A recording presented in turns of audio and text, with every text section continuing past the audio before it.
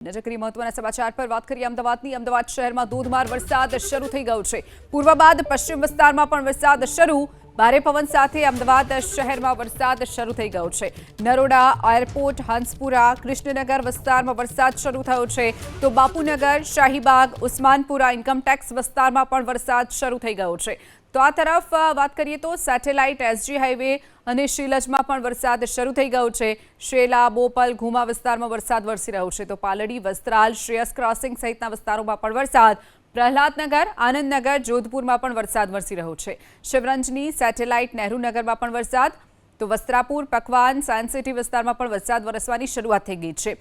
વિજય 4 રસ્તા, commerce 6 road સહિતના વિસ્તારમાં પણ વરસાદ। Thaltej, Gurukul road, helmet circle સહિતના વિસ્તારમાં વરસાદ શરૂ થયો છે, તો આ તરફ અખબારનગર, વાડજ, ગોતા સહિતના વિસ્તારમાં પણ ધોધમાર વરસાદની શરૂઆત થઈ ગઈ છે। તો અમદાવાદ શહેરમાં ફરી એક વખત ધોધમાર વરસાદની શરૂઆત। એક તરફ વરસાદની આગાહી હતી અને બીજી તરફ સવારથી જ જે તડકા જેવું વાતાવરણ હતું, ક્યાંક વરસાદ નહીં આવે તેવું લાગી રહ્યું હતું, પરંતુ પૂર્વ બાદ હવે પશ્ચિમ વિસ્તારમાં પણ વરસાદની શરૂઆત થઈ ગઈ છે।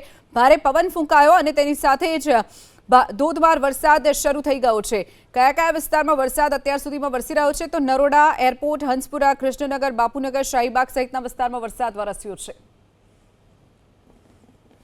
અમદાવાદ શહેરને આજે રેડ એલર્ટ આપવામાં આવ્યું છે। બપોર બાદ અમદાવાદ શહેરમાં ધોધમાર વરસાદ છે તે વરસી રહ્યો છે, ત્યારે અમદાવાદનો આ આઇકોનિક જે રોડ છે ત્યાં પાણી ભરાવાની જે શરૂઆત છે તે અહીંયા આગળ થઈ ગઈ છે। વાહન ચાલકોને ભારે હાલાકીનો સામનો છે તે કરવો પડી રહ્યો હતો। અત્યારે પણ આપ જોઈ રહ્યા છો અહીંયા આગળ ઘૂંટણ સમાજ જે પાણી છે હવે તે ભરાવાની જે શરૂઆત છે તે થઈ ગઈ છે। લોકોને ભારે હાલાકીનો જે સામનો છે તે કરવો પડી રહ્યો છે। જોકે જ્યારે પણ ધોધમાર વરસાદ વરસે છે ત્યારે આ અમદાવાદનો આ એરપોર્ટ જે ગાંધીનગર અને અમદાવાદ એરપોર્ટને જોડતો આ આઇકોનિક રોડ છે, પરંતુ આ આઇકોનિક રોડની જે સ્થિતિ આપ જોઈ રહ્યા છો, અહીંયા આગળ પાણી ભરાવાની જે સમસ્યા છે તે હવે શરૂ થઈ ગઈ છે। જોકે પ્રશાસન દ્વારા કામગીરી છે તે પણ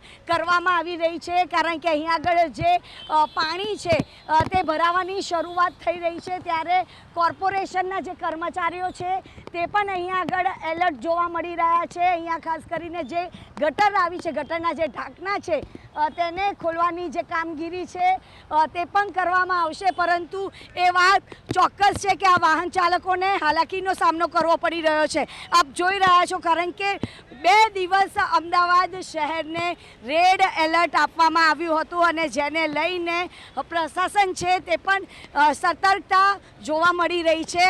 ભાઈ, અત્યારે પાણી ભરાઈ રહ્યા છે, શું કહેશો? અત્યારે તમામ લોકો છે કે જે પોતાના ઘરે પરત ફરી રહ્યા છે, કારણ કે બપોર બાદ અહીંયા આગળ પાણી ભરાવાની જે સમસ્યા છે તે ઊભી થઈ છે। તો વરસાદ પડ્યો છે, એવામાં પાણી વરસાદ જ નહીં પડ્યો, આ શું વરસાદ થોડી કહેવાય? તો પણ તમારું વિકલ્પ બંધ થઈ ગયું। વરસાદ જો ને તો બી પાણી ગટરો જ બધી ભરાઈ ગઈ તો વાહન ચાલકોના જે વાહનો છે તે હવે અહીંયા આગળ બંધ થઈ રહ્યા છે, પરંતુ બીજી વાત એ છે કે જે કોર્પોરેશનના જે કર્મચારીઓ છે કે જે કામગીરી કરી રહ્યા છે, જે લોકોની રજા હતી તે તમામ લોકોની રજાથી એ રદ કરવામાં આવી હતી અને જે વિસ્તારમાં પાણી ભરવાની શક્યતાઓ હતી ત્યાં જ પ્રશાસનની જે કામગીરી છે તે કરવામાં આવી રહી છે। આ ખૂબ જ સારી બાબત છે, કારણ કે 2 દિવસ જે રેડ એલર્ટ આપવામાં આવ્યું હતું ત્યારે પ્રશાસનની જે સતર્કતા છે તે સામે જોવા મળી રહી છે। નહીં તો એવું થતું હોય છે કે જ્યારે ધોધમાર વરસાદ વરસે 2 કલાક સુધી પ્રશાસનના કોઈ કર્મચારી નજરે નહીં પડતા, પરંતુ આ વખતે દ્રશ્ય કંઈક અલગ જ છે, કારણ કે પ્રશાસનની જે ટીમ છે કે જે અહીંયા આગળ કાર્યરત થઈ રહી છે, કારણ કે લોકો છે કે જે એરપોર્ટ તરફ જઈ રહેતા હોય છે અને એ લોકોને અહીંયા આગળ હાલાકીનો સામનો ન કરવો પડે તેના માટે એએમસીના કર્મચારીઓ છે કે જે કામગીરી કરી રહ્યા છે। કેમેરામેન જયરામ રબારી સાથે રાજલ બારોટ, એબીપી અસ્મિતા, અમદાવાદ।